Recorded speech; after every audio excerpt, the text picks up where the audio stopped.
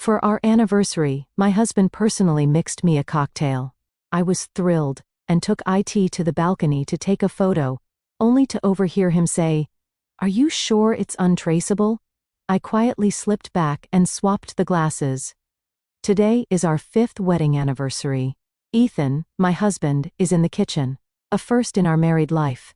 He's been acting mysterious all day, telling me he has a surprise for me tonight. I watch his back as he moves through the kitchen, the late afternoon sun spilling through the window and tracing a soft golden halo around him. He's wearing the navy blue apron I bought him from Williams-Sonoma, a sight so warmly domestic it could be a painting, and yet a dissonant chord strikes somewhere deep inside me. As a senior investigative journalist for the Washington Post, a sensitivity to detail has become less a skill and more an instinct. Ethan, with his long, slender fingers, has always been clumsy in the kitchen. He's the kind of man who complains that chopping onions makes his hands sore, but today he's ambitiously tackling a 4-course meal complete with a specially made cocktail he's dubbed the Anniversary Kiss. The atmosphere at dinner is perfect, orchestrated by him with unnerving precision. Candles flicker, soft jazz plays from the Sonos speaker. He raises his glass frequently, his eyes fixed on me with an intense fervor, his words weaving a tapestry of nostalgia for our 5 years together, and bright hopes for the future. I smile and respond, but the strange feeling won't go away. He seems distracted, his gaze drifting unconsciously to the grandfather clock in the corner. This subtle anxiety clashes sharply with the tender words pouring from his lips. "Maya, just wait here," he says, his smile a little too bright. "I'm going out to the balcony to mix your anniversary kiss." He leaves his seat and heads toward the balcony adjoining our Georgetown living room. I watch as he pulls rum limes, mint and club soda from the bar cart, his movements as fluid and practiced as a professional mixologist. This is more than strange. A man who can't tell soy sauce from Worcestershire sauce has suddenly become an expert in crafting cocktails. I pick up my DSLR from the side table. "I'm going to get some shots of the handsome bartender," I say with a smile. "We need to document this rare moment." He doesn't object, his back to me as he focuses on the cocktail shaker, the clinking of metal on metal sharp and clear. I move to the other side of the balcony, pretending to search for the best angle, fiddling with the aperture and focus. The music from the living room is loud enough to cover most ambient noise, but perhaps he forgot about the state-of-the-art hearing aids I wear. A necessity I acquired after a close call on an assignment. They have exceptional sound amplification and noise cancellation features. Just then, I hear the subtle vibration of his phone on the prep table. He picks it up, turning his body slightly as if to shield it from my view. He lowers his voice, but my hearing aids catch the fatal conversation. "Hello," his voice holds a trace of impatience. A young woman's voice on the other end, anxious. "Ethan, have you started?" "Relax." Ethan's voice drops lower like a snake hissing in the grass. "Everything is going according to plan. Is everything ready? Are you sure it's untraceable?" "I'm scared." Ethan lets out a short, cold laugh. It's a sound that carries a chilling certainty, a cruel finality. "Don't worry, I've done my research. High-purity potassium chloride, taken orally, absorbs into the system almost instantly. It metabolizes in an hour. Even an autopsy will only show a sudden massive heart attack. It's clean, untraceable, no evidence. I'll do it tonight. By tomorrow we'll have the money. Potassium chloride, heart attack, untraceable." Every word is an ice pick, stabbing into my eardrums, shattering the beautiful fragile illusion of a 5-year marriage I had built with love and trust. The heavy camera in my hands feels like it weighs 1,000 pounds. The world through the viewfinder shudders violently. His handsome profile blurred in the lens suddenly looks monstrous and alien. It's almost pure muscle memory born from years of facing down danger that allows me to force myself into a state of cold, hard calm amidst the crushing terror and shock. I take a deep breath. The cold night air burns my lungs, but the sting helps to clear my chaotic mind. I am Maya Evans. I once went undercover for 6 months inside a multi-level marketing scheme to expose its fraudulent empire. I'm the journalist who broke the story on the Omnicorp financial scandal. I face threats and stare down danger, but I never imagined the deadliest trap would be set in the place I call home, and the one holding the knife is the man I've shared my bed with for 1 to 8, 2 to 5 nights. I don't scream. I don't confront him. I don't even let a flicker of my inner turmoil show on my face. I quietly put the camera down. Then with a silent, practiced movement, I press the switch on the recording pen in my pocket. It's a professional habit I've maintained for years in any uncertain situation, always secure the primary source material. Ethan hangs up the phone, his face once again adorned with that gentle, loving smile. He walks towards me holding 2 crystal-clear glasses of mojito, each garnished with a sprig of vibrant green mint. Maya, come and taste my creation. The 2 highball glasses are identical, the liquid within indistinguishable. He hands one to me and picks up the other. His eyes are fixed on the glass in my hand, a look so intense it's almost greedy, as if it's not a drink, but a winning lottery ticket to his perfect future. Oh, shoot, I forgot the cocktail napkins. We're all out on the table, he says, suddenly slapping his forehead with a look of theatrical apology. Hang on, I'll go get some from the pantry. He places his own glass on the small round table on the balcony and walks briskly back into the living room. This is my only chance. The moment he turns, it feels as if the blood in my veins has frozen, my brain is racing, analyzing every detail. He left on purpose to give me time to drink it, to create an alibi for himself. My gaze sweeps over the 2 glasses on the table. They sit there like 2 coiled vipers, silently waiting for their prey. My heart is hammering against my ribs, but I know this is no time for fear. With the fastest, steadiest hand I can manage, I reach out and swap his glass on the table with the one in my hand. The glass is cold and I can feel my fingertips trembling slightly. After making the switch, I pull a lens cloth from my pocket, and with deliberate speed wipe down the glass he had intended for me, erasing any fingerprints I might have left. The entire process takes less than 5 seconds. By the time I'm holding his original glass again, Ethan is walking back from the living room with a new pack of napkins. The smile on his face is firm whether I've taken the fatal sip. I meet his gaze, my own smile blooming brighter than the candlelight. I raise the glass in my hand. Ethan, thank you to our beautiful future. Cheers. Ethan is clearly pleased by my cooperative attitude. The flicker of suspicion in his eyes is instantly replaced by glee. Without a moment's hesitation, he picks up the glass on the table, the one originally meant for me, and clinks it against mine, producing a crisp musical sound to us. He looks at me with deep affection, then tilts his head back and drains the mojito in one go. His Adam's apple bobs, not a single drop is wasted. I watch him. I watch the lethal liquid slide down his throat and into his body. My heart feels nothing but a cold, almost cruel stillness. I smile, bring the glass to my lips, and let my warmth heat the rim. Then, under the guise of turning to set the glass down, I spit the mouthful of liquid into a damp cloth I had prepared, then nonchalantly crumple it and stuff it into the crevice of a sofa cushion. How was it, I ask, sitting back down at the dining table, propping my chin on my hand like a wife eager for her husband's praise. Amazing, Ethan says, smacking his lips with satisfaction, his face beaming with pride. See, I guess I have a hidden talent. As he speaks, he casually glances at the clock on the wall. 7:45 p.m. According to his phone call, the 1-hour metabolic window meant that by 8:45 p.m., it would all be over. The next hour stretches into an eternity. We chat like the most loving couple, reminiscing about the past. He talks about how we first met, about how nervous he was when he proposed. He describes every detail so vividly, as if all that love and affection were real.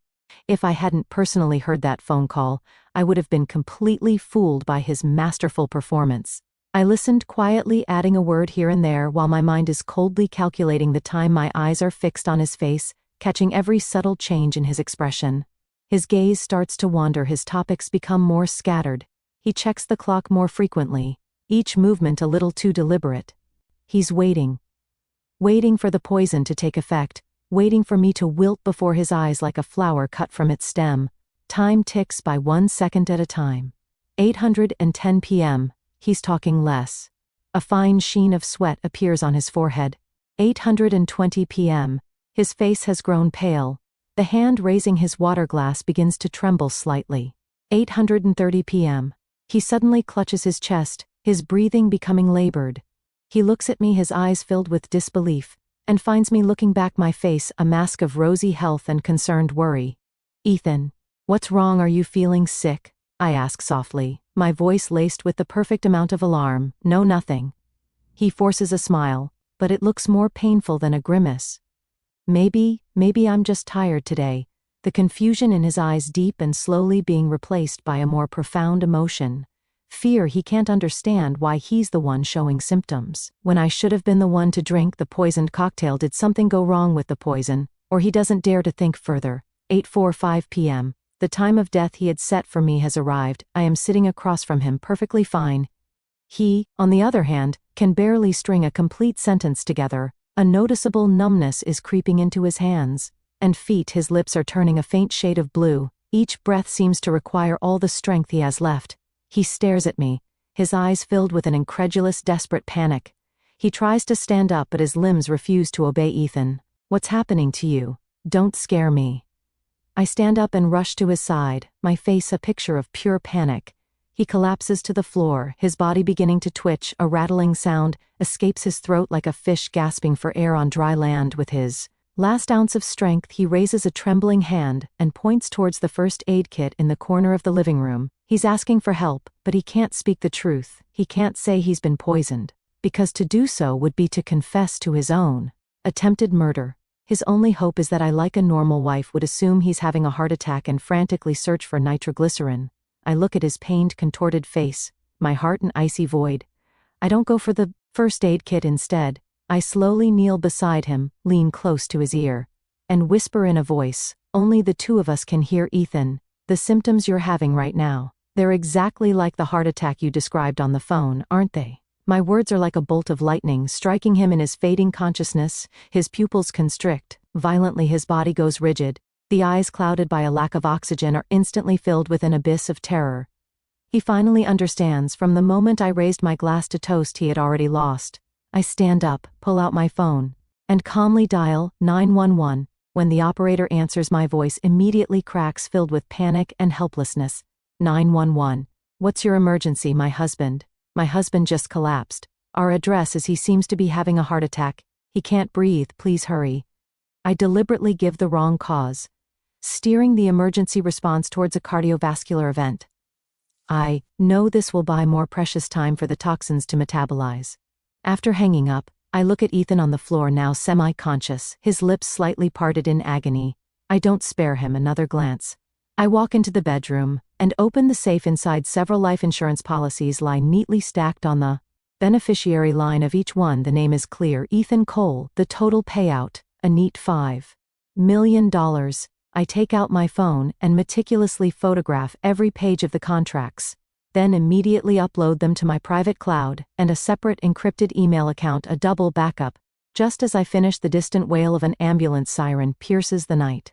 I smooth my slightly disheveled hair, then pinch my thigh hard. My eyes instantly well up with tears. By the time I walk out of the bedroom, I have transformed back into the anxious, helpless, and deeply devoted wife, Maya Evans. The siren cuts off abruptly downstairs, followed by the sound of heavy, urgent footsteps. When the knock comes, I rush to the door, my face streaked with tears, my voice trembling with panic.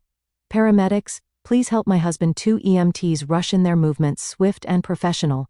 They immediately begin a preliminary assessment on Ethan, checking his blood pressure, heart rate, and pupil response. The lead paramedic, a middle-aged man, asks as he works, "Does the patient have any prior medical history?" "No, nothing." I saw performing the role of a distraught wife flawlessly. "He's always been so healthy. We were just celebrating our wedding anniversary. When he just collapsed." I deliberately emphasized the words, suddenly painting the event as completely unforeseen. "You said on the phone you suspected a heart issue." The younger EMT asks.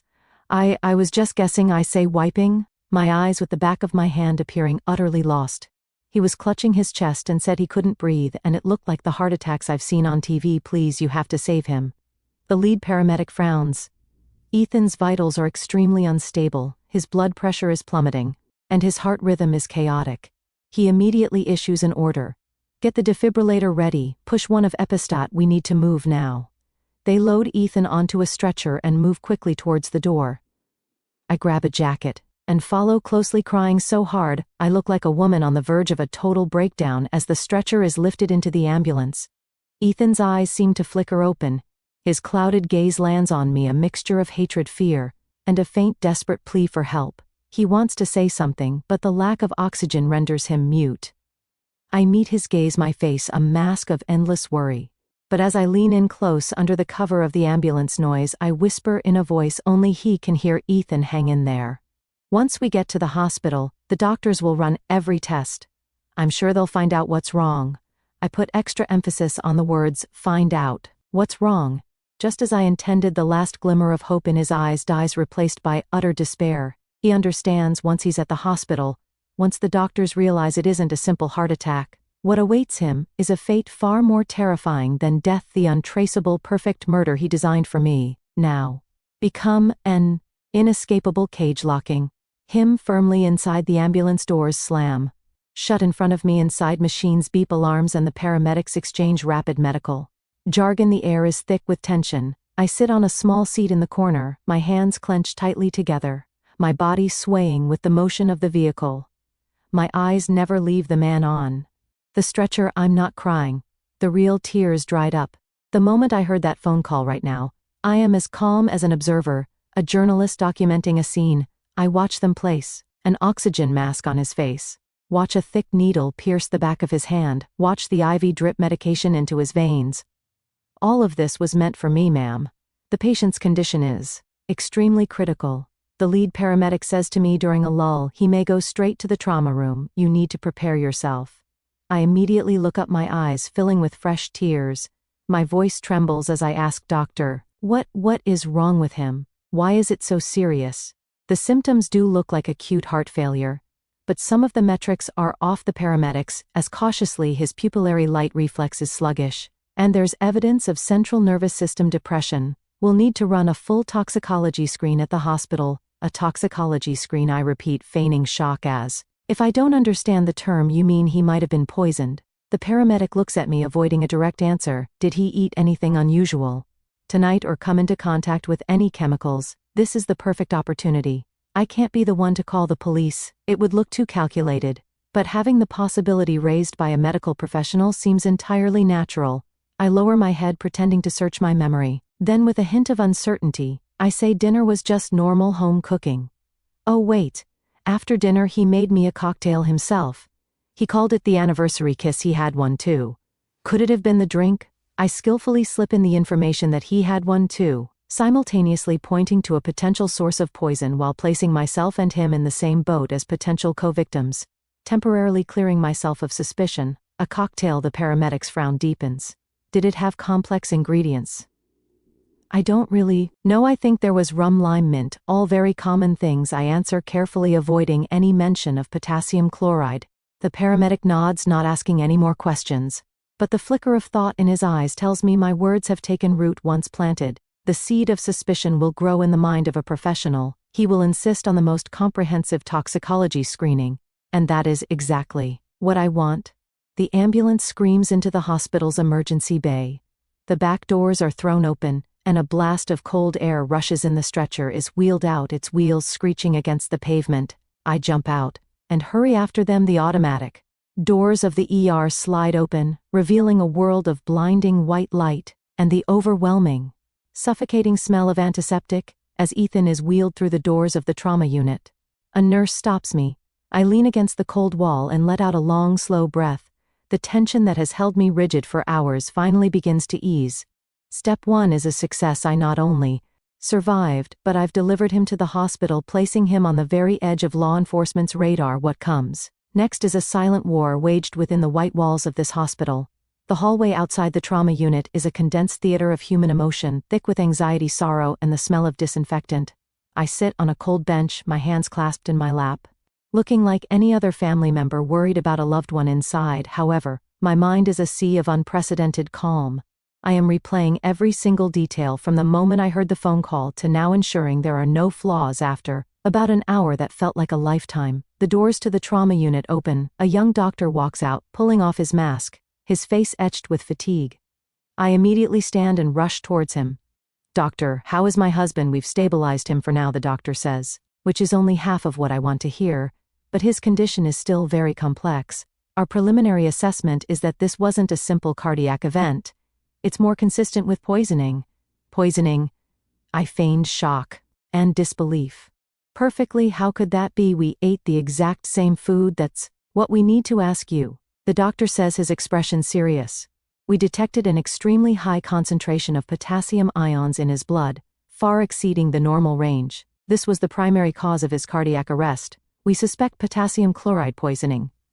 That's a strictly controlled substance typically used. For medical injections, it's impossible for it to appear in a daily diet per hospital protocol. We have to report this to the police. Here it comes. I think to myself, everything is proceeding exactly as I planned.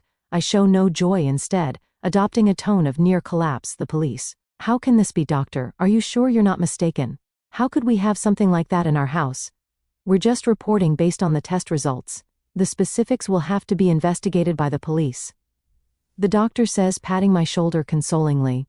Before turning to leave, I lean against the wall, my body slowly sliding down until I'm crouched on the floor, my face buried in my arms. My shoulders shake as if I'm crying silently, passing nurses and other families cast sympathetic glances my way. No one knows that beneath this facade of grief lies a mind as cold and sharp as a surgeon's scalpel. Ethan has moved to the intensive care unit, with no visitors allowed for now. Before long, 2 uniformed police officers arrive at the hospital after a briefing from the doctors. They find me Mrs. Evans, the lead officer, a middle-aged man with a square jaw and sharp eyes, asks. Yes, I say, looking up with red swollen eyes. My voice hoarse. We're detectives with the MPD. We need to ask you a few questions regarding your husband Ethan Cole's poisoning. The hospital has filed a report. Detectives. I really don't know anything, I say, standing up, swaying slightly as if I'm about to faint from the shock. Don't be alarmed, ma'am, this is just a routine inquiry, the younger female officer says, steadying me with a gentle hand. Can you tell us in detail what you and Mr. Cole ate and drank tonight? I recount the dinner menu and the specially made mojitos, omitting, of course, the detail about swapping the glasses. Ethan made the 2 drinks himself. I emphasize we each had one, and we drank them at almost the same time. Why was he poisoned? But I'm perfectly fine. I pose the most critical question myself, positioning myself as a bewildered victim. The detectives take notes. Has anything unusual happened in your lives recently? Have you made any enemies? I shake my head, then hesitate, as if just remembering something. Ethan. I think he's been having some financial trouble lately. He started a small consulting firm, but a big project fell through. I think he was in some debt. Could it have been one of his business rivals? I skillfully divert their investigation towards external factors, creating an image of Ethan as a potential victim of corporate sabotage. This is to prevent him from getting desperate and turning on me. I need him to believe that if we stick to the same story, blaming a non-existent third party, he might still have a chance. After the interview, the police inform me they will be going to our residence to conduct a crime scene investigation and ask me to remain at the hospital. I nod and watch them leave. The next morning, Ethan's condition stabilizes, and he's moved from the ICU to a regular room. He's awake, but the ordeal of stomach pumping and resuscitation has left him as frail as a piece of paper. When I enter the room, he's lying in bed, staring blankly at the ceiling. Seeing me, his clouded eyes move, a complex mixture of hatred, fear, and the dazed confusion of a survivor.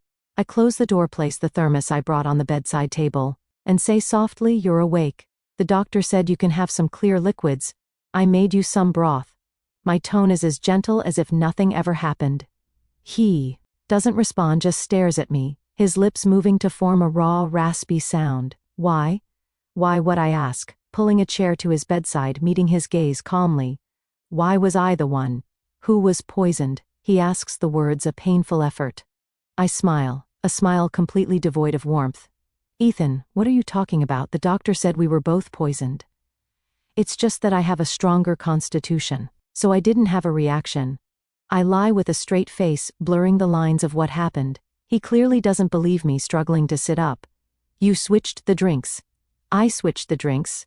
I raise an eyebrow, and feigned surprise, I take out my phone, open a video file and hold it in front of him. On the screen is the footage I took with my DSLR last night of him making the cocktails. The angle is clear, the lighting perfect. Look, Ethan, this is the video I took of you. Last night you personally made 2 drinks. You put one on the table and handed one to me from beginning to end. I never touched your glass.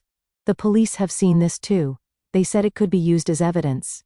He stares at the video, his eyes widening, the color draining from his face. He can't remember. In his state of extreme nervousness and excitement, he can't recall which glass he handed me and which he placed on the table. My video, combined with his muddled memory, creates an evidentiary loop that is incredibly damning for him. No, impossible, he mutters to himself. I put my phone away, lean in closer, and continue in a voice only we can hear. Ethan. The police have opened a case. They suspect someone intentionally poisoned you. Did you cross someone recently? Maybe those loan sharks you owe money to. He looks up sharply, a flash of panic in his eyes. I catch it right now. You and I are on the same side. I continue in my calm, gentle tones, speaking the coldest of words. Think carefully. A non-existent third party is your only way out. Otherwise, attempted murder of your own wife? What do you think the police will conclude? And what do you think that $5 million insurance policy will look like? Then my words are like a precision scalpel dissecting all his pathetic arguments, and hopes he looks at me. His expression shifting from terror to dependence, faced with death and prison. He has no choice but to believe in the lifeline laid out for him now. Tell me, I say, adopting the professional demeanor of a journalist conducting an exclusive interview. Who gave you the potassium chloride? Ethan is completely broken, faced with the threat of death and a long prison sentence. His meager intelligence and cunning schemes are no match. He looks at me like a drowning man clutching at a piece of driftwood. Even though he knows that driftwood could drag him under at any moment. It was Jessica, he whispers, finally uttering a name. Jessica. I repeat the name in my mind, my brain's database running a quick search. The name is completely unfamiliar. I thought I knew Ethan's social circle, but clearly I only knew the tip of the iceberg he allowed me to see. Who is she? I press on, my voice as calm as if we were discussing the weather. She's a nurse at a med spa. Ethan says, avoiding my eyes, his voice is faint as a mosquito's buzz. We've known each other for 6 months. 6 months. What a beautiful 6 months. While I was worrying about his career and planning for our future, he was in the arms of another woman, plotting my demise.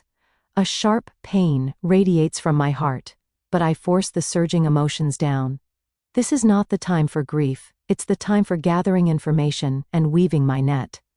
She got the potassium chloride from the clinic. He nods. She said it was hard to get, but one of the doctors at her clinic was careless with inventory. She stole a small amount and ground it into a powder. Was this plan something you came up with together? My voice remains steady, but each word is like a shard of ice. It was her idea. Ethan immediately begins to shift the blame, a common tactic for men like him. She said that if you had an accident, the insurance money would solve all my debt problems, and then we could be together. What a touching love story, I sneer internally. But keep my expression neutral. The police have opened an investigation. They will check financial records, phone records. This Jessica person can't be hidden. We need to get our story straight. Now I stand up and pace around the room like a lawyer analyzing a case for a client. I stop, look at him, and say word by word, from this moment on, you need to remember this. You and Jessica are just casual friends. You were being threatened by loan sharks, so you went to her for help, hoping to buy something for self-defense like pepper spray, and you were poisoned because one of those non-existent loan sharks snuck into our house without your knowledge and put something in the drinks. The target was you. And I was just lucky. It's a story full of holes, but for now it's the only one that can temporarily distance both of us from the crime. It turns Ethan from a murderer into a victim, and Jessica from an accomplice into an unwitting pawn. And I become the lucky survivor. Ethan looks at me, his eyes filled with gratitude and dependence. Maya, I knew you still loved me. I almost laugh out loud. The word love coming from his lips is the greatest insult I don't respond to. His declaration merely reminding him coldly, think through every detail of this story. You must answer every one of the police's questions according to this script. One wrong word, and we're both finished. Without another look at him, and leave the room. The moment I'm out, I find an empty corner and quickly type out the contents of our conversation, encrypting it and sending it to my cloud storage. This isn't about trust, it's about evidence. A man like Ethan could turn on me at any moment to save himself. I need a record of him admitting Jessica's existence. That afternoon, the police came to see me again. This time they brought the preliminary findings from the crime scene. Mrs. Evans, we found a small, unlabeled vial at the bottom of your kitchen trash can, the lead detective said, his expression grave. Our lab confirmed that the residual powder inside matches the substance found in your husband's blood. It's high-purity potassium chloride. I immediately feign extreme shock. How is that possible? How could something like that be in our house? We also lifted a clear fingerprint from the vial. The detective continued. We ran it through the database. The print belongs to your husband, Ethan Cole. His words hit me like a bombshell. I stagger back, needing to brace myself against the wall to stay upright. I look at the detective, my eyes filled with pain and disbelief. No, that's impossible, Ethan. Why would he try to harm himself? My performance is flawless. A devoted wife, shocked, grieving, and in complete denial upon learning her husband might have attempted suicide. We haven't ruled out that possibility, the female officer said, observing my reaction. But we found no suicide note, and judging by the dosage, it's more consistent with a planned homicide. Mrs. Evans, has your husband been acting unusually lately? Any signs of depression? Did he mention writing a will? I shake my head, tears streaming down my face. No, nothing at all. We were just planning a trip for next month. How could he? Detectives, someone must have framed him. It must have been those loan sharks. They threatened him, said they'd kill him if he didn't pay them back. I seamlessly introduced the script I created for Ethan. The two detectives exchange a look. Clearly, my statement provides them with another avenue for their investigation. Loan sharks. Can you give us the specifics? I give them a brief overview of Ethan's struggling business and his borrowing from predatory lenders. I also unintentionally let it slip that he had asked a friend for help, a nurse named Jessica, hoping to get something like pepper spray for self-defense. I've now reframed the potassium chloride as a self-defense item, further marginalizing Jessica's role and making her seem like an innocent friend caught in the crossfire. My goal is to make the police believe that the trail leading to Ethan and Jessica is a setup, and the real culprit is the non-existent third party. After the police leave, I immediately send a text to Ethan, updating him on the police's findings and my statement telling him to maintain the same story. He quickly replies with an okay, followed by thank you, thank you, thank you. I stare at the words, feeling nothing but bitter irony. I'm not helping him. I'm weaving a more intricate cage for him.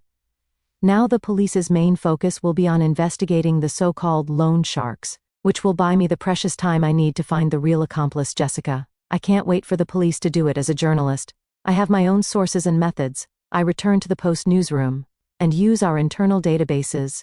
I quickly pull up information on every nurse named Jessica in the DC area by cross-referencing age and place of employment. I narrow my target down to a high-end private med spa in Chevy Chase called Venus Aesthetics. I don't act immediately. Instead, I call a friend who works for the DC Department of Health. He has access to more restricted. Hey Mark, can you do me a favor? I need you to check if there's a nurse named Jessica at Venus Aesthetics in Chevy Chase. Also, can you see if you can pull up their recent pharmaceutical procurement and usage logs, specifically for potassium chloride? There's a pause on the other end. Then Mark's voice grave. Maya, what are you asking about that? For potassium chloride is a high-risk controlled substance. Misuse is a serious felony. I'm working on a story. I reply calmly. It's a matter of life and death. The police investigation into the non-existent third party hit a dead end. The phone numbers Ethan provided for the supposed loan sharks were either disconnected or untraceable, clearly fabricated to support his story. Inevitably, the focus of suspicion shifted back to Ethan and me. The detectives began to question me, repeatedly probing every detail of that night. Searching for cracks in my testimony, I remained composed, playing the role of the victimized wife to perfection. My grief, my confusion, my defense of my husband. It all seemed so real. But I knew this charade couldn't last forever. The police weren't fools. They would eventually find the logical inconsistencies in the story. I had to find Jessica, and fast. Just then, Ethan started to panic through a relative who came to visit. He secretly passed me a note. On it, scrawled in a shaky hand, were the words, "The vial." I remember now. I threw the bottle for the powder in the kitchen trash. The police will find it. I looked at the note and smiled coldly. He finally remembered. Too late. The police had not only found the vial, but they had also lifted his fingerprint from it. But I didn't tell him that. Instead, I decided to use his fear. I immediately wrote back on a new slip of paper, "Don't panic. The police haven't searched the house yet. They've only questioned me at the hospital. I'll find a way to go back and get rid of it now." I deliberately created a sense of urgency, making it seem like I was rushing to cover his tracks to earn his deeper trust. In reality, I had no intention of going home. I knew our Georgetown townhouse was likely under surveillance by plainclothes officers. I needed a plausible reason to leave the hospital, and a reason that would lure Jessica out into the open. I dialed Ethan's mother's number. Carol, who lived in rural Ohio, had never liked me considering my demanding career, an affront to her idea of a proper wife. The moment she picked up, I burst into tears. Carol, you have to come. It's Ethan, something terrible has happened. I told her the whole story, embellished, of course, with the version I had fabricated. Ethan, the victim of a vicious business rival, poisoned, and now fighting for his life on the other end of the line. She shrieked and wailed, promising to catch the first bus to D.C. After hanging up, I texted Ethan, your mom is on her way. You have to get Jessica to go to the house and get rid of that vial before she arrives. Once your mom is here, there will be too many people around. It'll be impossible. I had put him under immense time pressure. And he took the bait. He replied almost instantly, okay, I'll contact her right now. I could almost picture him in his hospital bed, frantically typing a message to his lover. Meanwhile, I was on my iPad, calmly watching every word he typed appear on my screen thanks to a cloud-syncing keylogger I'd installed on his phone months ago for a story I was working on. Jess, I need your help. The vial with the powder is still in the kitchen trash at my place. The cops could search it anytime. You have to go get it and dispose of it immediately. The address is the spare key is under the doormat. The message sent, I didn't intercept or delete it. In fact, Jessica, to hurry. Because 5 minutes before, Ethan sent that text, I had used a burner phone to make an anonymous 911 call reporting a suspicious young woman attempting to break into a townhouse at that very address. Now, it was a race against time. Would Jessica find the vial first, or would the police catch her in the act? I sat on a bench in the hospital corridor, outwardly anxious about my mother-in-law's impending arrival. In reality, a micro earpiece was tucked into my ear, feeding me real-time traffic updates from a friend in the city's traffic division. All units be advised, white VW Beetle license plate is proceeding at high speed from the vicinity of Venus Aesthetics towards Georgetown. Monitor and report location. That was her, Jessica's car. A cute white Beetle. A perfect match for her angel in white persona. I stood up and walked to a window overlooking the street.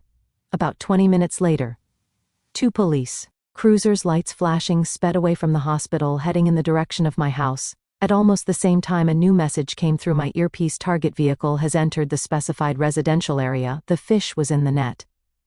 I didn't rush home to watch the show. I needed a perfect alibi. I walked back into Ethan's room. He was staring anxiously at his phone, waiting for word from Jessica. Any news? I asked softly. She said she's almost there. Ethan's voice was dry with nervousness. Good. I nodded. I pulled up a chair and began peeling an apple for him, making small talk. Ethan, when you get better, where should we go on vacation? I was thinking somewhere with a beach. I used the most mundane conversation to keep him and myself in that room, every second captured by the hospital's security cameras, every moment, a testament to my innocence. About 10 minutes later, Ethan's phone rang. It was Jessica. He answered immediately. His voice a low whisper.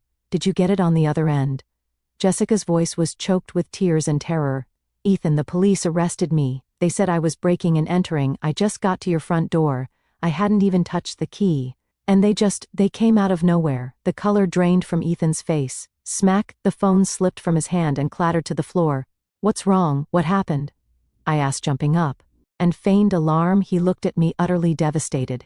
His lips trembling, unable to form a single word. He couldn't understand how the police could have been there at that exact moment. He couldn't understand how every move he made seemed to land him squarely in another custom-made trap. I bent down and picked up the phone. The screen was still lit. The call was still connected.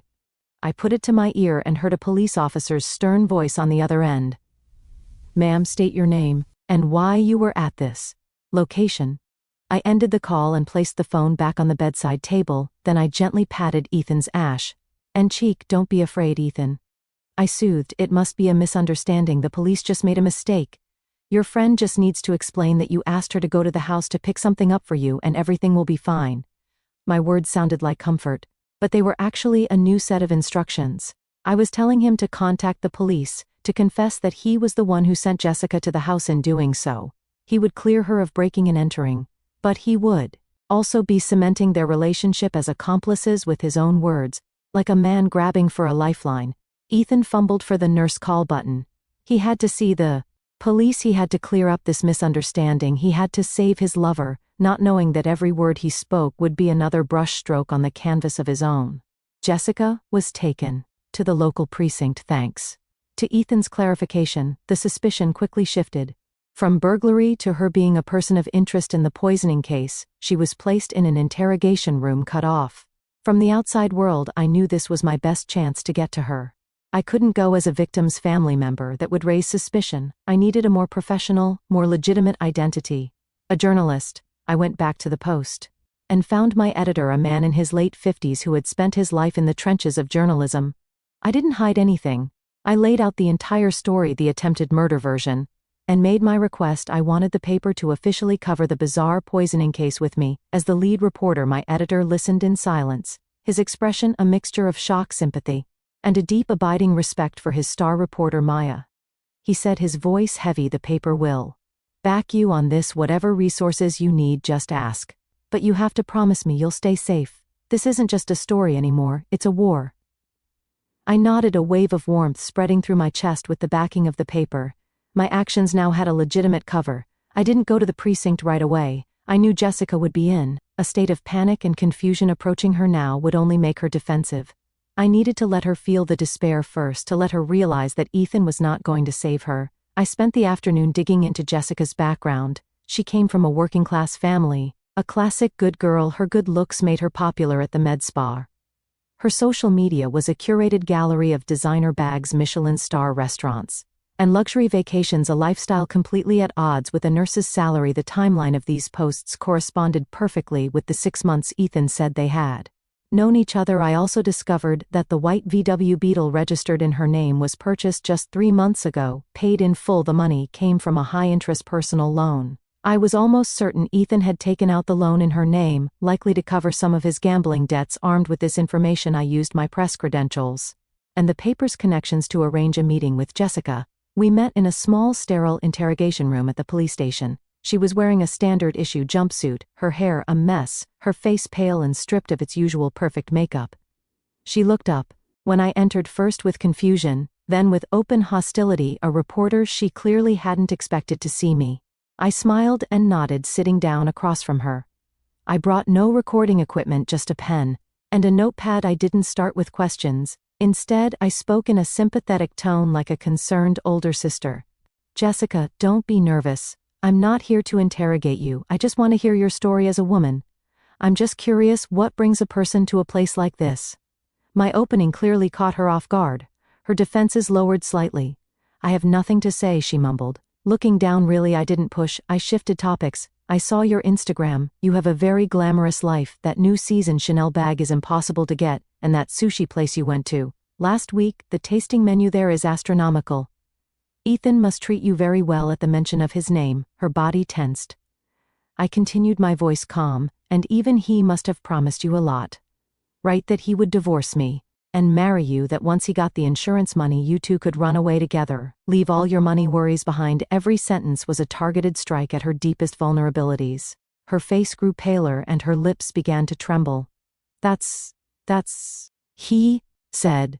She finally admitted, her voice laced with a bitter resentment. And you believed him? I looked at her, my eyes filled with a sad pity. You believed he would kill his wife of 5 years for you, Jessica? You're an educated woman. Don't you know that if a man truly loves you, he will clear a path to be with you honorably? He won't ask you to hide in the shadows and use the filthiest, most despicable means to take another woman's life. And place my words were a sharp knife slicing through the flimsy fantasy of love she had woven for herself, exposing the bloody reality beneath. No, that's not it, she retorted, agitated. Ethan said he didn't love you.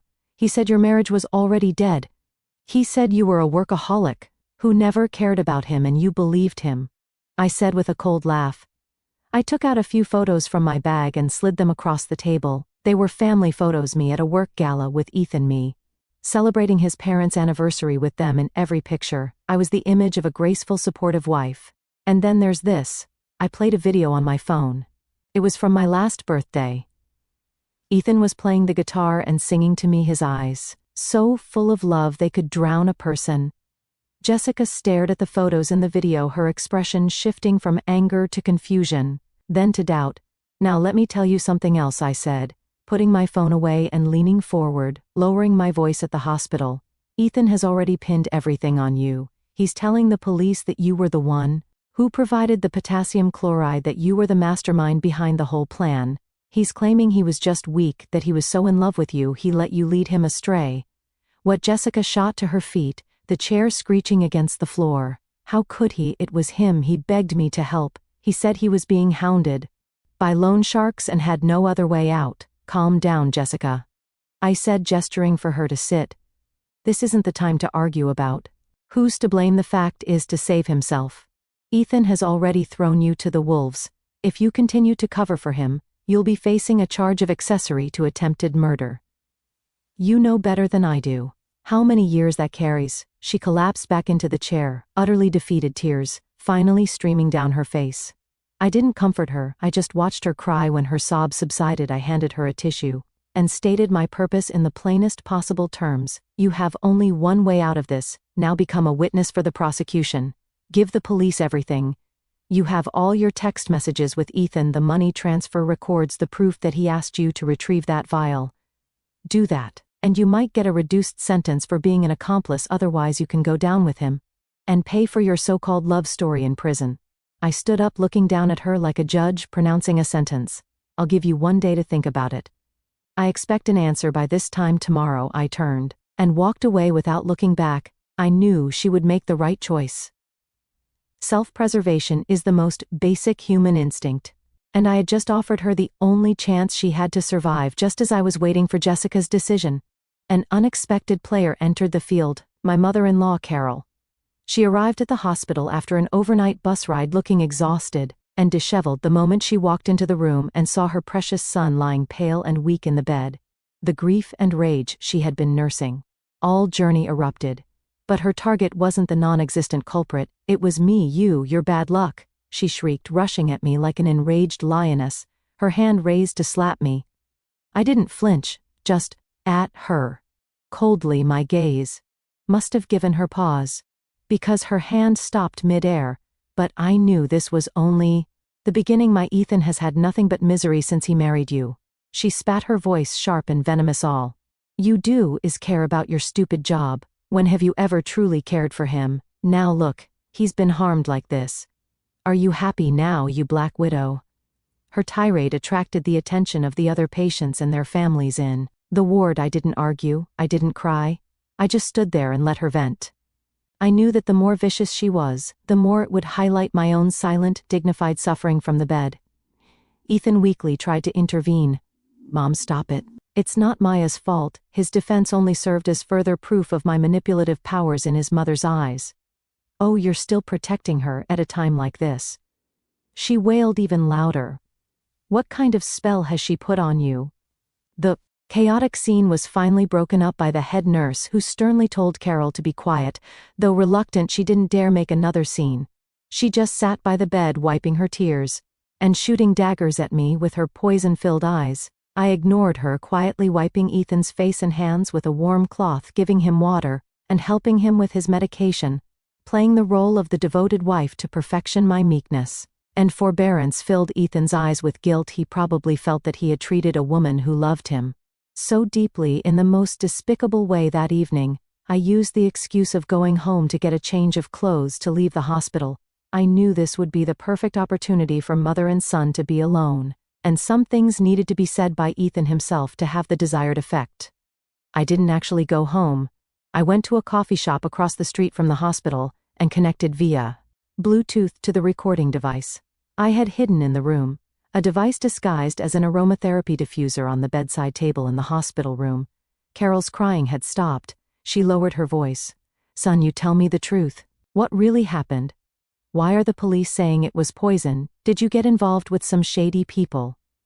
There was a long silence from Ethan. Then in a very weak voice he began to recount the story I had created for him. The loan sharks, the business rivals frame up. Carol listened, horrified, cursing the villains who had done this to her son. Then what about that nurse Jessica? What's her deal? Carol had clearly heard something from the police. She's just a friend, Ethan replied, sticking to our script. I just asked her for a small favor. I never thought it would drag her into this. What kind of favor? Carol pressed. It was just Ethan's voice faltered at that moment. I decided to add some fuel to the fire. I used a burner phone to send an anonymous text to Carol's cell. The message was simple: your son wasn't poisoned by a rival. He tried to murder his wife for the insurance money and drank the poison himself. If you want the truth, ask him about the $5 million life insurance policy. I had timed it perfectly. As Carol was pressing him for details, her phone lit up. She glanced at it, and her expression changed instantly. Insurance. What $5 million insurance policy? She demanded, her head snapping up to stare at her son Ethan. What is this text message talking about? Did you buy a life insurance policy for Maya? Ethan was clearly blindsided. He panicked in front of his own mother. His flimsy facade crumbled. Mom, don't believe it. Someone is just trying to cause trouble. He pleaded weakly. Cause trouble? Carol's voice became shrill. Did you buy the policy or not? Tell me the truth. Under his mother's relentless. Ethan, finally, broke. He stammered, admitting the policy existed, but insisting it was just normal financial planning. But once the seed of doubt was planted, it grew with ferocious speed. Carol was not a stupid woman. She was shrewd and selfish. She immediately connected the dots. Poison insurance, the bad luck daughter-in-law. She arrived at a conclusion that terrified even herself. Ethan.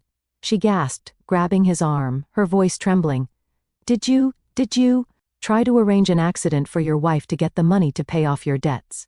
Ethan was stunned by his mother's accusation. He couldn't believe she had so accurately guessed his motive. Seeing the silent admission on her son's face, Carol's expression showed no horror, no condemnation. Instead, her eyes began to gleam with a greedy, excited light. She leaned in close, her voice dropping to a conspiratorial whisper.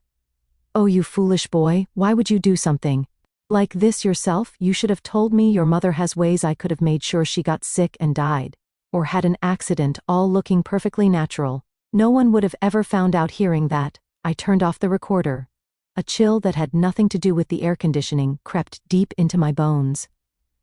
I had always thought my mother-in-law was merely petty and selfish. I never imagined that such a monster lurked beneath the surface. They were cut from the same cloth. I didn't release the recording immediately. This piece of evidence was even more damning than Jessica's testimony. It not only proved Ethan's motive for murder, but also implicated his seemingly innocent mother. This was my trump card, and I would wait for the most critical moment to play it, to deliver the final devastating blow to them both. Now, all the pieces were in place. All I needed was for Jessica to make her move. The next morning, I got a call from my lawyer, Miss Evans. Jessica is ready to cooperate. Jessica's psychological defenses were weaker than I thought. After 2 sleepless nights in a holding cell, faced with the despair of being completely abandoned by Ethan, she broke. She chose to save herself. She gave a full confession to the police, handing over all her chat logs and money transfer records with Ethan. It was a damning record. Starting 6 months ago, Ethan had ensnared her with sweet talk and luxury gifts. He painted a beautiful picture of their future, promising to take her abroad to start a new life. As soon as the insurance money came through, the chat logs showed them discussing various accident scenarios in detail, from a staged car crash to gas poisoning, before finally settling on the high-success, low-traceability option of potassium chloride. Ethan's counter-surveillance skills were clearly learned from cheap detective novels. He had even searched online for how to commit the perfect murder and sent links to Jessica. All of it became irrefutable evidence against him. Even more damning, Jessica provided an audio recording she had secretly made of a phone call. It was Ethan telling her to dispose of In the call, Ethan's voice was clear. Don't worry, once Mia is dead, all our problems will be solved. Her job as a journalist has made her plenty of enemies. The police will just think it was retaliation. When the police presented this mountain of evidence to Ethan in his hospital bed, the mask of innocence he had been wearing was finally torn to shreds. His face turned from pale to ashen. He knew it was over. But a cornered animal is the most dangerous. Realizing he had no way out, Ethan made the most desperate and foolish decision of all. He turned on me. He told the police that the entire thing was a setup orchestrated by me. He claimed that I discovered his affair with Jessica, and in a fit of jealous rage, staged the entire poisoning to frame him, ruin his life, and take all their marital assets. He even fabricated details. Those 2 drinks. He claimed I was the only one who touched them from start to finish. She knows I love mojito, so she deliberately poisoned one of them and tricked me into drinking it. She's a journalist. She knows how to manipulate public opinion, how to lead the police. You've all been played by her. The accusation was absurd, but my very competence and composure gave it a sliver of plausibility. A normal woman upon discovering her husband's murder plot would have panicked. She wouldn't have calmly recorded evidence, switched drinks, and expertly steered the investigation. My perfect victimhood, in a twisted way, became a weapon he used against me. Soon, sensationalist posts began to appear online. Famous journalist scorned poisons. Cheating husband inside the mind of a media black widow. The lurid headlines paired with my work photos. And personal pictures spread like wildfire. A vocal minority swayed by the narrative began leaving hateful comments on my social media accounts. The posts' phone lines were jammed. My editor was under immense pressure. There was talk from the higher-ups about suspending me to quell the public relations storm I was facing, an unprecedented crisis. The war had moved from the quiet hospital room to the public square. Ethan was trying to destroy my career, my reputation, to cause my social death. I locked myself in my office for a whole afternoon. I didn't read the vicious comments. I didn't call my lawyer to issue a statement. I knew that in the heat of public outrage, any defense would be futile. What I needed was not an explanation but a more powerful, more devastating counterattack. I opened my laptop and began to organize all the evidence I had. First, the original audio from the recorder pen of Ethan's first call with Jessica on the balcony, the initial proof of his murder plot. Second, the recording of me manipulating him into admitting Jessica's existence in the hospital room. Third, the recording from the aromatherapy diffuser of his conversation with his mother about how to make a daughter-in-law die accidentally. Fourth, documents I had obtained through my sources detailing Ethan's gambling deaths in Atlantic City, and the loan agreements he had with several predatory lenders, a sum large enough to drive him to desperate measures. Fifth, the complete record of all the transfers and receipts, showing him using our joint funds to buy luxury goods for Jessica and pay her rent. I organized everything meticulously, creating a clear, chronological, and unbreakable chain of evidence. By the time I finished, night had fallen. I didn't turn the evidence over to the police, nor did I immediately release it online. The battlefield of public opinion required a perfect moment for detonation. I would wait. I would wait for Ethan and the forces behind him to push this farce to its absolute peak. Sure enough, the next day, an even more explosive exposé appeared online, written from the perspective of an insider. The article detailed a fabricated version of how I poisoned Ethan. It even included forged chat logs and medical documents painting me as a cold, calculating monster. At the end of the article was a link to a GoFundMe, calling for donations to help poor victimized Ethan with his medical and legal bills. I looked at the article and smiled. The time had come. I didn't release the story myself. Instead, I gave everything I had, my entire meticulously organized dossier of evidence, as an exclusive to the New York Times, our paper's biggest rival. I knew the media better than anyone. Nothing drives traffic like a shocking exclusive reversal. I had only one condition. They were not to inform me before publication, and were to keep it a complete secret. After sending the files, I turned off my phone, brewed a cup of tea, and sat by the window outside. The city lights twinkled. I knew that just before the dawn comes the deepest darkness, and I was ready for the storm. The in-depth report from the New York Times landed like a nuclear bomb the next morning. The headline was simple and direct: a journalist confession. How I survived my husband's anniversary poison plot, written in my own voice. The article laid out the entire sequence of events with cold journalistic precision. It started with the fatal mojito on our anniversary, moved to the overheard phone call on the balcony, and detailed how I used my professional skills to gather evidence and turn the tables in a life or death situation.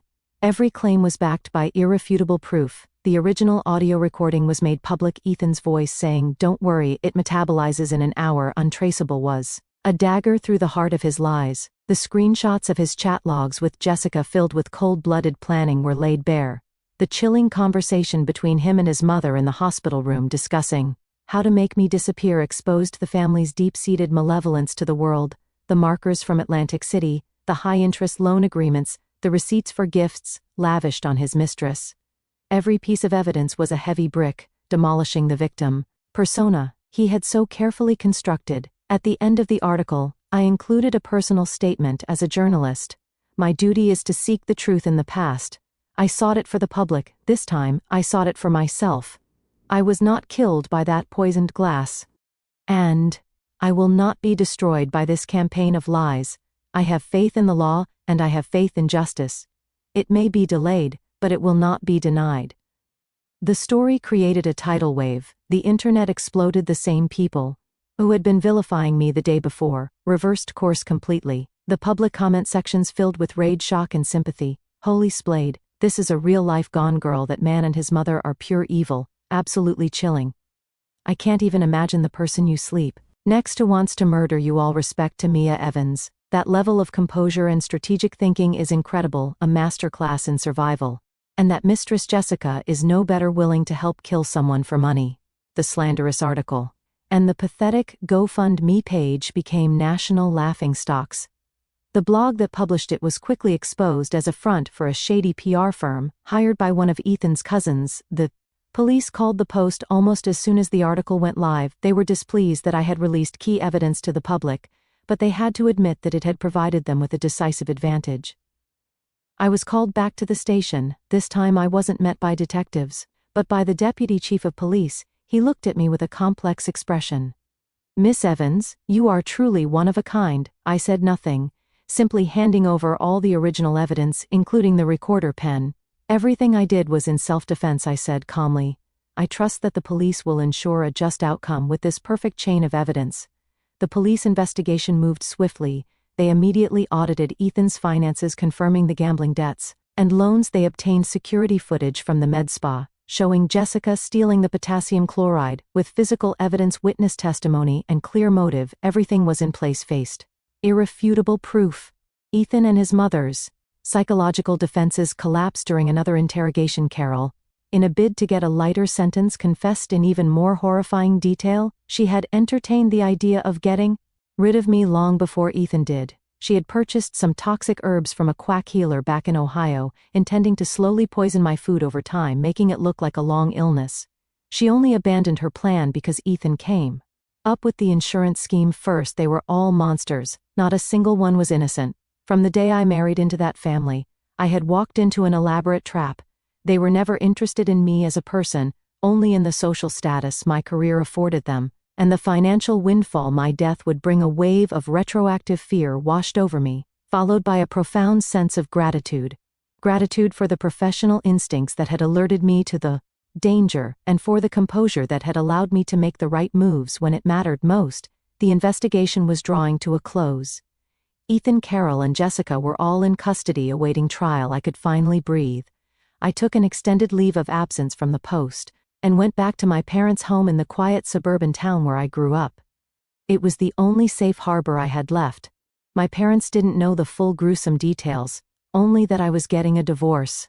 They didn't press me, just quietly cooked my favorite meals and sat with me in the evenings. One night, as my mother and I were sitting on the porch, she took my hand. Maya, she said softly, no matter what happens, you always have a home here. Looking at the new strands of gray in her hair, I finally broke down and cried. It was the first time I had truly cried since it all began, not out of fear or sadness, but because in the cold, desolate wasteland of what my life had become, I had finally found a flicker of pure, unconditional warmth again, under the combined pressure of public opinion and the police investigation. Jessica, desperate to secure a plea deal, requested a face-to-face confrontation with Ethan at the hospital. The police agreed. It wasn't just a confrontation, it was a final judgment designed to shatter what was left of Ethan's psychological defenses. As the primary victim, I was allowed to attend, accompanied by detectives. When I walked back into that familiar hospital room, Ethan looked even more haggard than before. Dressed in a standard-issue jumpsuit with his hands cuffed, he was curled up on the bed like a frightened animal. When he saw me and Jessica enter, flanked by 2 officers, the last bit of light in his eyes died. Jessica looked at the man she had once risked everything for, her eyes filled with disappointment and hatred. Ethan, she began, her voice cold and devoid of emotion. Are you going to keep pretending? Ethan didn't look at her, burying his head lower. You said you loved me, Jessica continued, her voice clear and steady in the quiet room. You said you'd divorce her for me. You said we'd go abroad and start a new life with the money, but now you've pinned every single crime on me. Are you even a man? Ethan remained silent. I'm asking you one more time. Jessica's voice rose slightly. Did you or did you not ask me to get the potassium chloride? Did you? Or did you not mastermind the plan to murder Mia? Ethan's head snapped up, his eyes bloodshot. It was you. He screamed hysterically. It was all you. You bitch, you seduced me, you were after my money. If it wasn't for you, none of this would have happened. Even now he was trying to deflect blame. Jessica laughed, a bitter, humorless sound. After your money, Ethan. Let's not forget that car is under a loan in my name.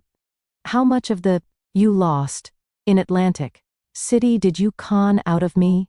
Your so-called company is nothing but an empty shell. You've been lying to me from the very beginning. Their squabbling laid bare the filthy secrets of their affair. I stood by, silently, a true observer. Only when there was a lull in their accusations did I speak. Ethan, I said softly. My voice was quiet, but it carried a weight that instantly silenced the room.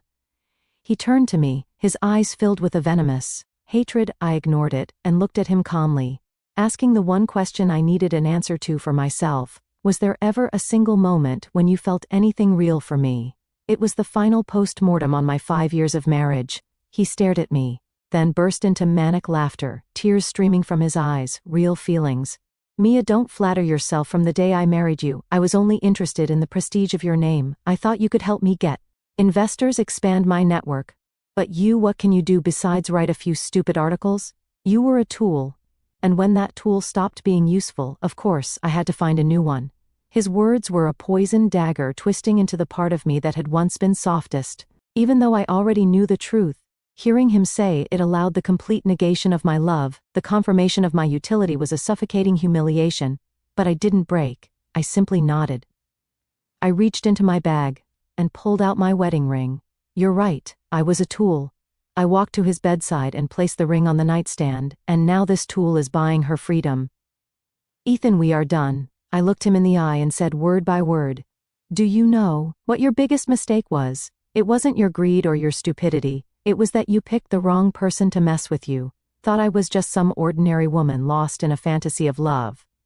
But you forgot that my entire profession is about dealing with lies and evil. You tried to destroy me with a lie. But in the end, you were the one consumed by the truth. Without another glance at him, or the equally pathetic Jessica, I turned and walked toward the door. Just as I was about to leave, I heard a desperate guttural scream from behind me. Mia, I hope you rot in hell. I paused, but I didn't turn around. You should save that sentiment for yourself, I said, calmly stepping out of the room. I was met by the bright afternoon sun. I took a deep breath, finally replacing the sterile, desperate air of the hospital with fresh oxygen. I felt a sense of release. I had never known that confrontation wasn't just for Ethan, it was for me. I had, finally with my own hands, put a decisive and definitive end to my dead marriage. From this day forward, I was no longer anyone's wife. I was just Mia Evans, a survivor standing on the ruins of her past, ready to rebuild just when I thought it was all over. But the long wait for the legal process to conclude. Ethan made one last desperate move. Due to the irreversible damage his body sustained from the poisoning, coupled with his mother's public theatrics threatening suicide, he was granted bail after a complex series of legal maneuvers. He was to be under house arrest pending trial.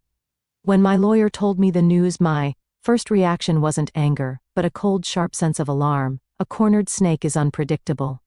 He had nothing left to lose: reputation, career, money, love, all gone for a man like that. The only thing left might be the desire to drag me down to hell with him. My lawyer shared my concern. Miss Evans, you must be extremely careful during this time. Don't go out alone. Reinforce the security at your home. Ethan's mental state is highly unstable. I took his advice. I didn't return to my townhouse, the post for me to stay in a high-security corporate apartment. A car service with a trusted driver took me to and from work, and I carried a panic button at all times, but I had still underestimated Ethan's madness. He vanished. He never showed up at his designated residence for house arrest. He contacted no friends or family. He was a ghost lurking somewhere in the city, waiting for the perfect moment to strike. The constant invisible threat was more suffocating than any open confrontation. He finally appeared on a dark, rainy night. I had been working late on an urgent story as the car pulled into the underground garage of my apartment building. My driver, a sharp-eyed Army veteran, noticed a black sedan parked near the entrance, engine running. The windows were heavily tinted. Something's not right, Miss Evans, he said, his voice tense. Stay in the car. He immediately radioed the paper security team and dialed 911 at that exact moment. The black sedan roared to life, charging directly at us like a maddened bull. "Hold on." My driver yelled, wrenching the wheel. We narrowly avoided a head-on collision, but the side of our car screeched against his, the sound of tearing metal deafening the sedan. Then swerved, blocking our path completely. The driver's door flew open. A man in a baseball cap and a face mask jumped out, a long gleaming knife in his hand. Even with the disguise, I recognized him instantly. Ethan, his eyes were bloodshot, filled with a terrifying destructive rage. "Mia, get out of the car," he screamed, hammering the hilt of the knife against my window. Spider web cracks instantly appeared on the safety glass. My blood ran cold. I never thought he would be so brazen, so violent. The driver had already locked the doors. "Miss Evans, get down, stay down," he commanded. Just then, several beams of bright headlights flooded the garage from another entrance, accompanied by the piercing wail of sirens. The police and the paper security team had arrived. Seeing the police cars, Ethan knew he was trapped. He let out a primal scream, and with all his strength plunged the knife into the fractured window. With a loud crack, the glass shattered, sending shards flying. I felt the cold rain, and the sharp tip of the blade just inches from my cheek. "MPD, drop the weapon, do it now." Several officers surrounded him, their guns drawn. He froze, the knife clattering to the concrete floor. He looked at the police, then at me, safe in the car. A grotesque smile spread across his face, a look more painful than tears. "You win, Mia," he muttered just before the officers tackled him to the ground. The cold steel of handcuffs snapped around his wrists once more. This time there would be no escape. I sat in the car, my body still trembling with adrenaline and fear, but I knew it was truly, finally, over. His last desperate attack had not only failed to harm me, but it had also added the final irrefutable charges to his indictment: assault with a deadly weapon, attempted murder, a fugitive, a violent offender caught in the act. The long, terrifying nightmare had reached its conclusion on this dark and stormy night. The day of the trial finally arrived. I sat at the plaintiff's table, flanked by the city's top legal team hired by the Post at the defendant's table. Ethan, Carol, and Jessica sat in their prison-issue jumpsuits, pale and defeated. Ethan's eyes were empty, hollowed. Carol, however, stared at me with pure, unadulterated hatred, as if I were the one who had ruined her family. The trial itself was a formality. The evidence was overwhelming. The prosecutor played the decisive audio recording in the silent, solemn courtroom. Ethan's voice, cold and clear, echoed through the chamber, metabolizes in an hour untraceable. A gasp. Through the gallery, one by one, the chat logs, the recording of Carol, and the security footage of Ethan's final violent attack were presented. His lawyer's attempts to argue for a crime of passion or temporary insanity were systematically dismantled. Ethan himself remained silent, offering no defense. Carol, however, provided the final bit of courtroom drama. When asked if she pleaded guilty, she became hysterical, pointing a trembling finger at me. It was her. "It was all that witch's fault. She drove my son to this. She's a curse." Her outburst earned her nothing but a swift removal by the bailiffs. Her curse is echoing as she was dragged from the room. The most dramatic moment came from Jessica, citing her cooperation and deep remorse. Her lawyer pleaded for leniency during her final statement.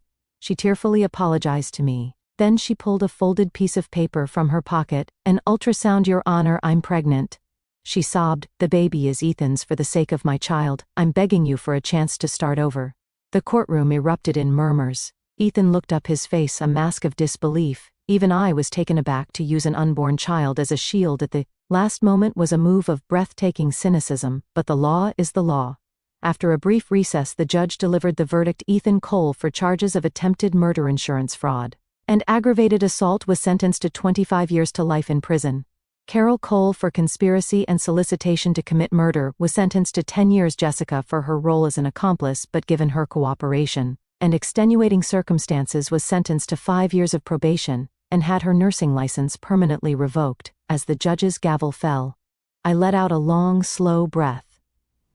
Justice, though delayed, had not been denied. Outside the courthouse, a sea of reporters swarmed me. "Miss Evans, are you satisfied with the verdict?" "Mia, what are your plans now?"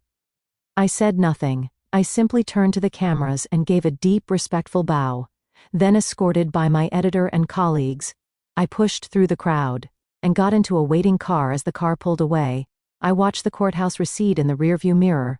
The war was won, but I had lost 5 years of my life. My phone buzzed a text from my lawyer, Miss Evans. The civil divorce hearing is tomorrow. Given that Ethan is the at-fault party, you will be awarded all marital assets. I texted back 2 words, thank you. The accounting had just begun. The divorce proceedings were a swift epilogue with the criminal convictions in place. Ethan had no legal ground to stand on. He didn't even appear, sending a court-appointed lawyer in his stead. The judge granted the divorce and awarded me everything: our townhouse, the cars, all bank accounts and investments. The court also ordered Ethan to repay all the joint funds he had spent on Jessica. With the divorce decree in hand, I began to systematically dismantle my old life. First, I sold the house. The place that held 5 years of memories was now just a cold, tainted space. It sold quickly. The money in the bank felt not like a victory but like the shedding of a heavy weight. Second, I sold the cars. I didn't want to drive another mile in anything that reminded me of him.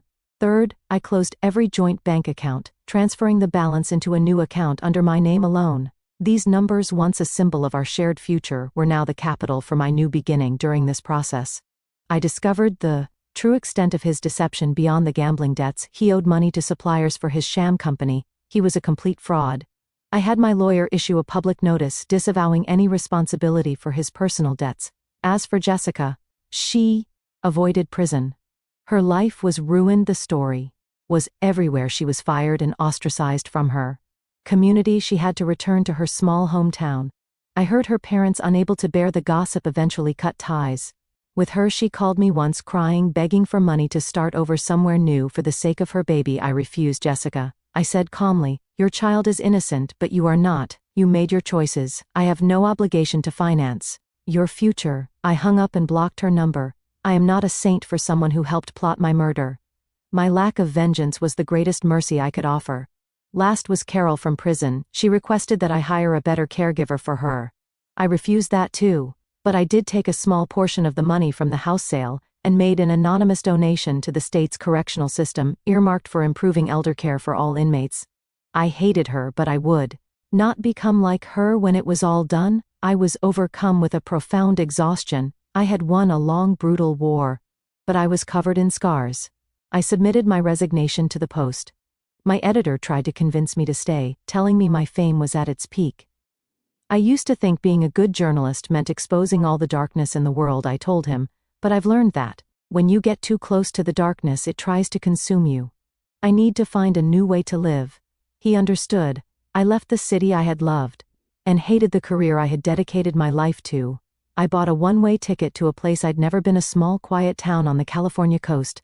I needed to say goodbye to the past and to the woman I had been. I rented a small house overlooking the ocean in Caramel by the sea. I opened a small online bookstore. My days became simple, curating books, packing orders and watching the tide roll in and out. I learned to surf. I learned to paint. The sun turned my skin a healthy bronze. Timed the ocean, and the sun began to heal the deep wounds. A year later, my old editor called. The series I had written about my ordeal had won the Pulitzer Prize. He wanted me to come back for the ceremony. I hesitated, then agreed. I needed to write a final, proper ending to that chapter of my life. I stood on the stage in a simple white dress, the heavy gold medal in my hand. The applause was thunderous. I didn't read my prepared speech. Instead, I just looked out at the audience and spoke from the heart. A year ago, I thought my life was over. But standing here today, I want to say to anyone who has ever faced betrayal, who has ever been lost in the darkness, never give up hope. Never lose the capacity to love and be loved. When you find the courage to walk out of the abyss, you will find that the world is far more beautiful and welcoming than you ever imagined. This story was my last as Mia Evans, the journalist, but it is the first chapter for Mia Evans, the person. Thank you. After the ceremony, I left the Pulitzer in the Post trophy room and quietly went to the airport. As I was boarding the plane back to my new life, a text message arrived from my lawyer. It was brief. Jessica's baby was born. A paternity test proved Ethan was not the father. I stared at the message for a long moment. Then a small, sad smile touched my lips. I deleted it. Their lives built on lies and calculations had nothing to do with me anymore. The plane took off, and the city lights below shrank to tiny, glittering specks. I leaned against the window, watching the clouds drift by in the bright, warm sun. A song I loved played softly through my headphones, its melody light and free. I closed my eyes and hummed along my new life. My exclusive story was just beginning, and this time the only reader would be me.